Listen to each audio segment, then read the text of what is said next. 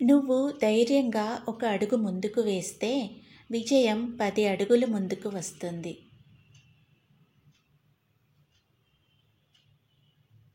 మనిషి జీవితంలో వచ్చే ప్రతిరోజు ముందు రోజు కన్నా కాస్తో కూస్తో ఎక్కువ విషయాలను నేర్చుకోవాలి. అసమర్థులకు అవరోధాలుగా కనిపించేవి సమర్థులకు అవకాశాలుగా కనిపిస్తాయి. నిన్ను నువ్వు తక్కువగా చూసుకోకు, అది పాపం, ఆత్మహత్య కంటే ఘోరం. నిరంతరం నేర్చుకునే ఉపాధ్యాయుడు మాత్రమే చక్కటి విద్యార్థులను తయారు చేయగలడు.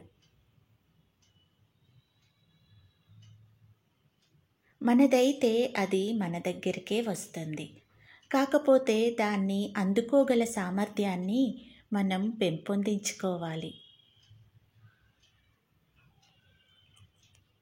ప్రయత్నం చేసి ఓడిపో, కానీ ప్రయత్నం చేయడంలో మాత్రం ఓడిపోవద్దు. వెలిగే దీపమే ఇతర దీపాలను వెలిగించగలదు. నిరంతరం నేర్చుకునేవారే ఇతరులకు నేర్పగలరు. సంతోషంగా ఉండటం చాలా సహజం, కానీ సహజంగా ఉండటం చాలా కష్టం.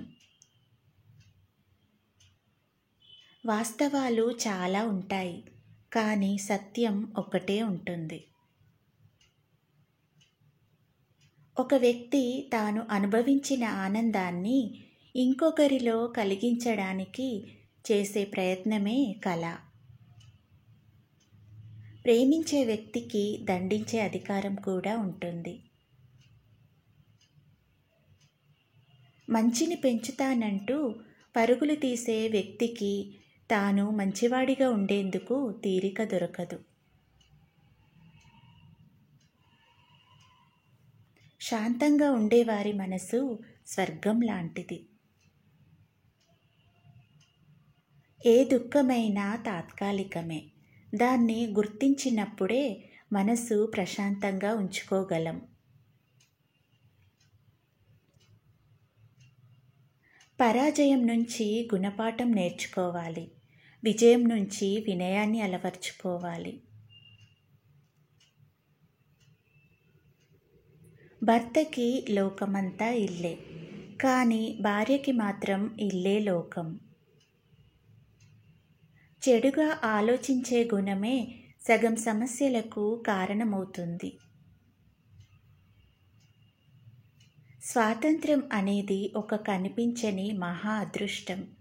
అది లేనప్పుడు కానీ దాని విలువ తెలియదు.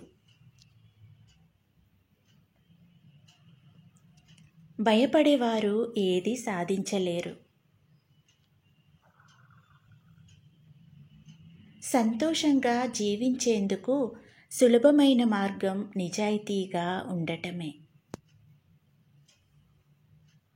మనది కాని వస్తువుపై వ్యామోహం పెంచుకోవడం మూర్ఖత్వమే అవుతుంది.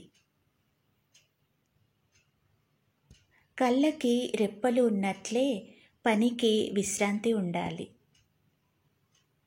ఈ వీడియో మీకు నచ్చితే ప్లీజ్ సబ్స్క్రైబ్ చేసుకోండి. Thank you for watching.